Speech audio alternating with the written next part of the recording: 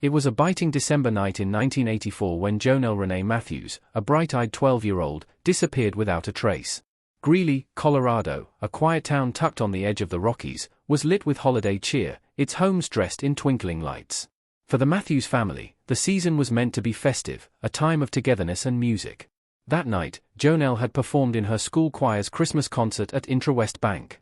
It was her last known public appearance. Jonelle wasn't alone at the concert. Friends, classmates, and her father's co-workers had all gathered to hear the children sing. Afterwards, she was driven home by a friend's family, arriving just after 8 p.m. Her father, Jim Matthews, was at her older sister's basketball game, and her mother was away visiting relatives. When Jim returned around 9:30 p.m., he found the house quiet. Jonelle's shoes sat by the door, and the TV was still on, but she was nowhere in sight. The front door was unlocked. At first, Jim assumed she might have gone to bed. But her bedroom was empty. A sense of unease crept in. He called friends, neighbors, anyone who might know her whereabouts. By 10 p.m., he contacted the Greeley Police Department. Officers arrived quickly, combing through the Matthews home. Nothing seemed disturbed, no broken windows, no signs of a struggle. But Jonelle was gone. Just like that? A search was launched immediately. Officers and volunteers scoured nearby fields and streets with flashlights, braving the cold, hoping to find any clue. Her disappearance made headlines across Colorado. Jonelle's face appeared on milk cartons, billboards, and posters in grocery stores. The media dubbed her the missing choir girl. Yet, despite the public outcry and relentless efforts, leads dried up fast. In the weeks that followed, suspicion hovered over the Matthews family. It was standard procedure. Statistically, missing children are often harmed by someone they know. But police could find no evidence implicating her parents. Polygraphs were conducted. Jim Matthews was cooperative and devastated. So were her teachers, classmates, and choir mates. Then came President Ronald Reagan. In 1985, just months after Jonelle vanished, he mentioned her in a speech about missing children. The national spotlight intensified. Her story became emblematic of a growing crisis, children vanishing without explanation, slipping between the cracks of suburban America. Jonelle was no runaway. She had no reason to flee. Investigators ruled out every potential lead, even turning to psychics out of desperation. Still, nothing. As the years passed, Jonelle's case grew colder. Technology advanced. DNA databases expanded. Still, her file remained open, collecting dust. Greeley PD never closed it. They re-examined it periodically, hoping a new tip or forensic method might crack the mystery. In 1994, a decade after her disappearance, Jonelle was declared legally dead. By the early 2000s, her family had moved. Her parents, unable to live in the same house where Jonelle had last been seen, sought peace elsewhere. But they never stopped wondering what had happened to their daughter. Then, in 2018, a strange name resurfaced: Stephen Dana Pankey. Pankey was not part of the Matthews' immediate social circle. He wasn't even a suspect in the original investigation. A former candidate for Idaho governor, Pankey had lived in Greeley in the 1980s. His name only began circulating years after Jonelle vanished. But it was his own words, letters, interviews, and odd behaviors that slowly drew attention. He had inserted himself into the case again and again, offering details that had never been publicly released. He claimed to have information about Jonelle's death. He spoke of guilt, of religious epiphanies, and hinted at knowledge that law enforcement believed only someone involved could possess. He said he had read police reports.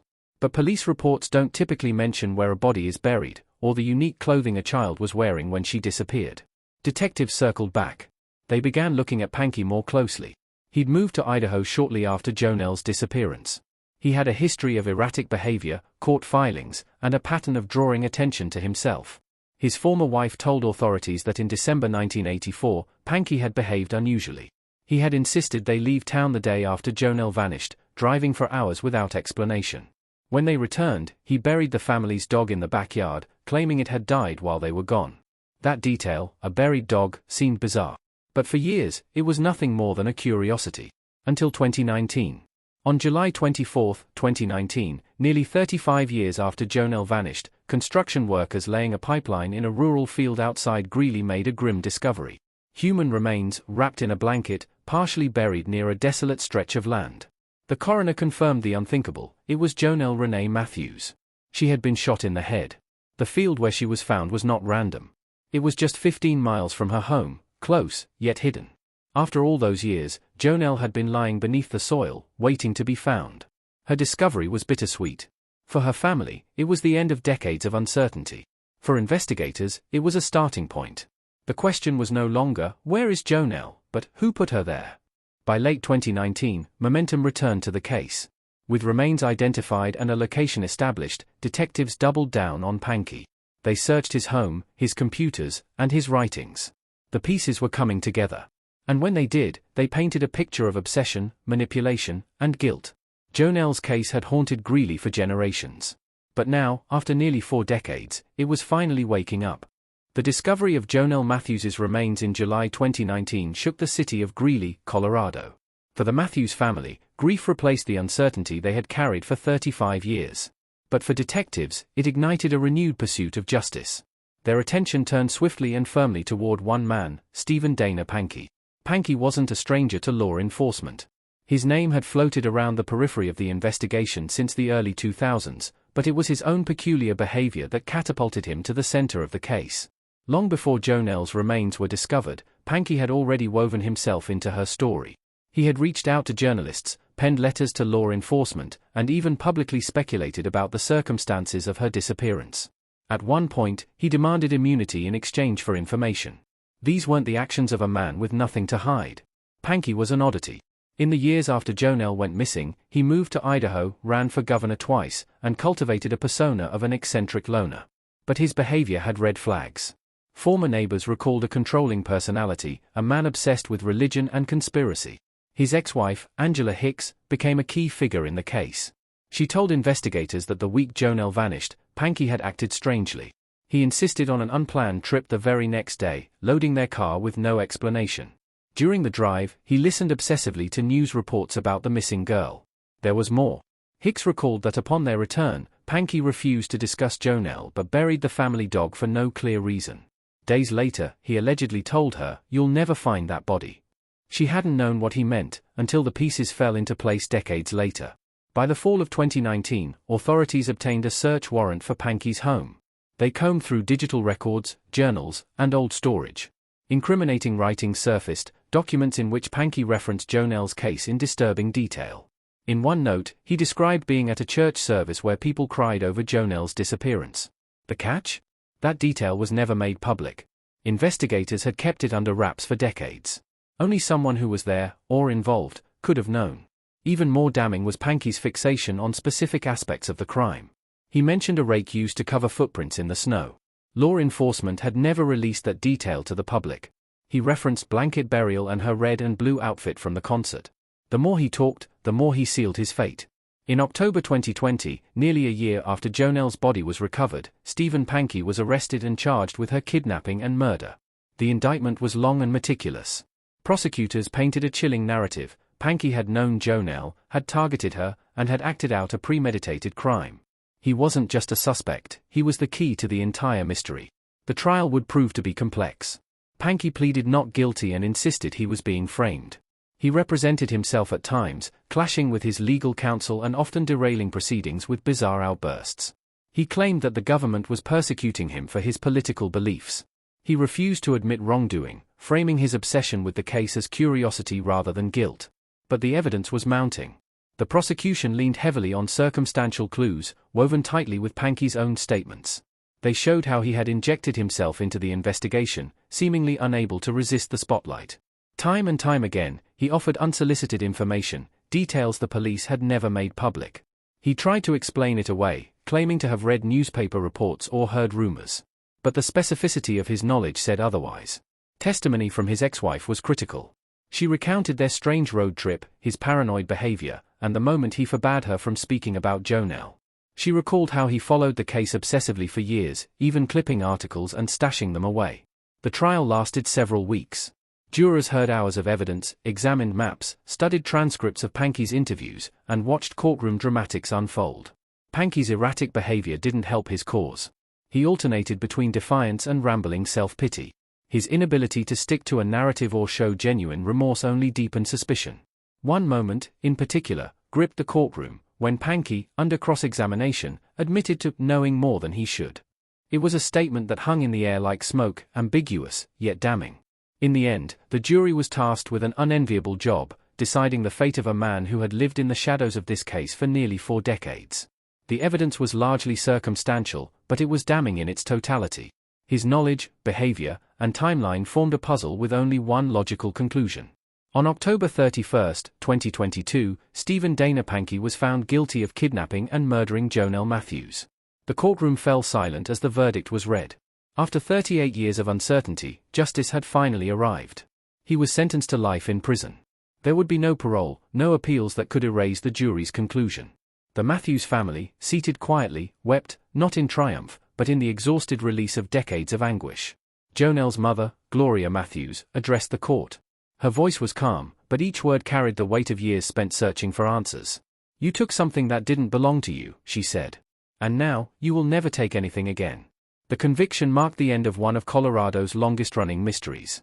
But it also brought something else, the acknowledgement of persistence, of dogged investigative work, and of a family who refused to let their daughter be forgotten. But the story didn't end there. The questions lingered. Why Jonelle? Why then? And why had Pankey stayed silent for so long? The next chapter, Jonelle's legacy, and the strange mind of the man who killed her, reveals even deeper complexities. In the cold courtroom, long after the cameras had stopped rolling, a single question still echoed: why her?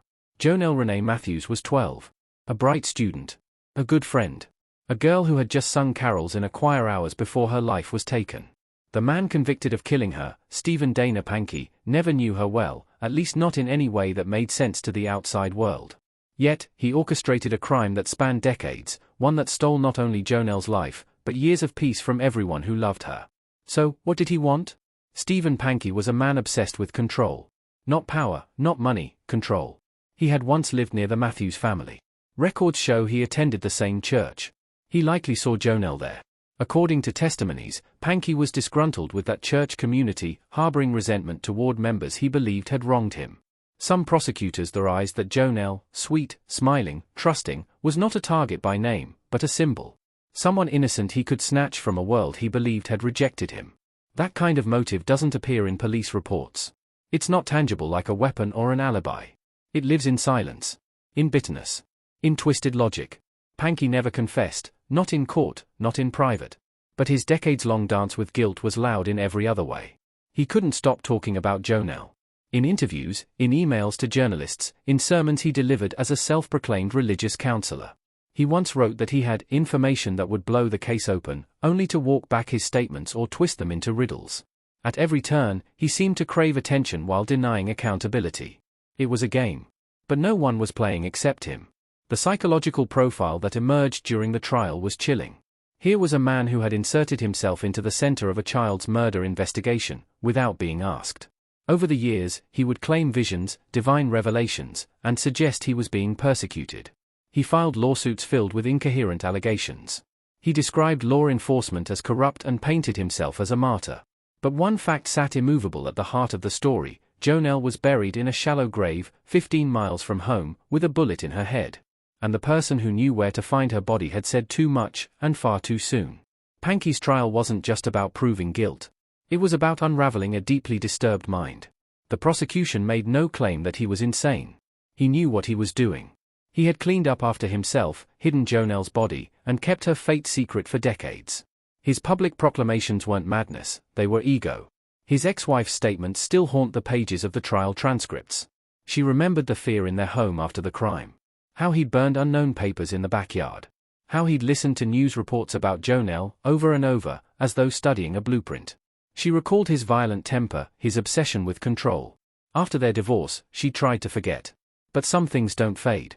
After Pankey's sentencing, the Matthews family took time to grieve, not just for Jonelle, but for the years they'd lived in the fog of the unknown. For every birthday that passed without her. For every false lead. For every night spent imagining the worst and hoping for the impossible.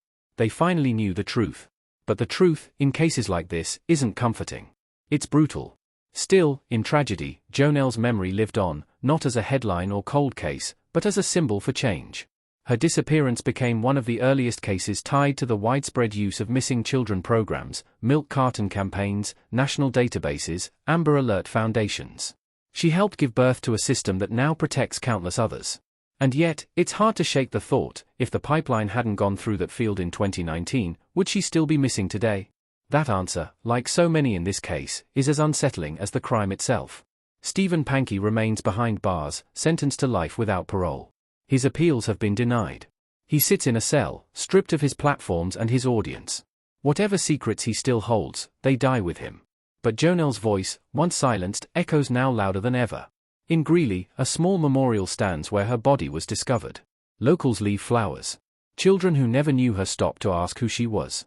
Parents pause longer than they used to, holding their kids a little tighter. And the Matthews family, scarred but steadfast, has found some measure of peace. Not from vengeance, but from truth. Jonelle was taken, yes. But she was never forgotten. And in the end, it was that memory, preserved, protected, and passed on, that brought her home. Thank you for listening to Crime Echoes with Lewis. Please like this video and subscribe to the channel for more content like this.